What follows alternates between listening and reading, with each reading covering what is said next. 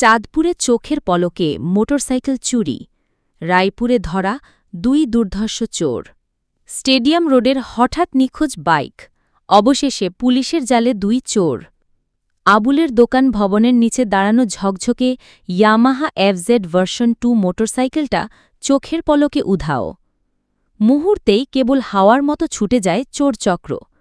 চারপাশের কোলাহলের মাঝেই কেউ বুঝে ওঠার আগেই লাল কালো সেই বাইক মিলিয়ে যায় শহরের গুলিঘুজির ভিড়ে।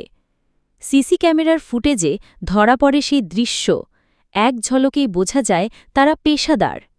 আর একে কেন্দ্র করেই শুরু হয় পুলিশের দৌড়ঝাঁপ।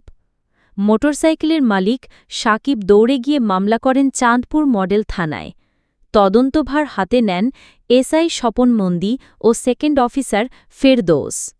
ফোর্স নিয়ে নেমে পড়েন অভিযানে, চুরি যাওয়া বাইক ফিরিয়ে আনার এক অদম্য প্রতিশ্রুতিতে। দিন রাতের তফাৎ ভুলে ছুটে থাকে অনুসন্ধান।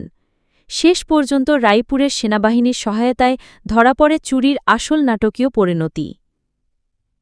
লক্ষ্মীপুরের রায়পুর থানার উত্তর চর বংশী এলাকার স্টিল ব্রিজের কাছে আখন বাজারের 3 রাস্তার মোড়ে পুলিশের চোখে পড়ে সেই বাইক। শুধু তাই নয়, গ্রেফতার হয় 2 দুর্ধর্ষ চোর রাশেদ ও মুরাদ।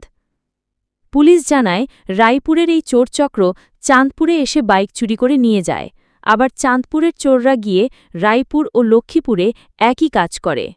বছরের পর বছর ধরে চলে আসছে এই লেনদেন। শহরের গলিতে গলিতে যেন ছায়ার মতো ঘুরে বেড়ায় এই চক্রের সদস্যরা। সম্প্রতি একই থানা পুলিশ 3 জন চোরসহ 6টি চুরি হওয়া মোটরসাইকেল উদ্ধার করেছে। এমনকি শুক্রবার বিকেলে অ্যাম্বুলেন্স মালিক মাসুদের লাল রঙের ফেজার বাইকটিও একইভাবে উধাও হয়ে গিয়েছিল। সচেতন মহল বলছে, এদের বিরুদ্ধে যদি কঠোর আইনগত ব্যবস্থা নেওয়া হয় তাহলে অন্তত কিছুটা হলেও থামবে এই দুঃসাহসী চুরির খেলা। শহরের মানুষ আবার শান্তিতে শ্বাস নিতে পারবে, বাইক রেখে ফিরে এসে হয়তো আবার সেটিকে আগের জায়গায় দেখতে পাবে।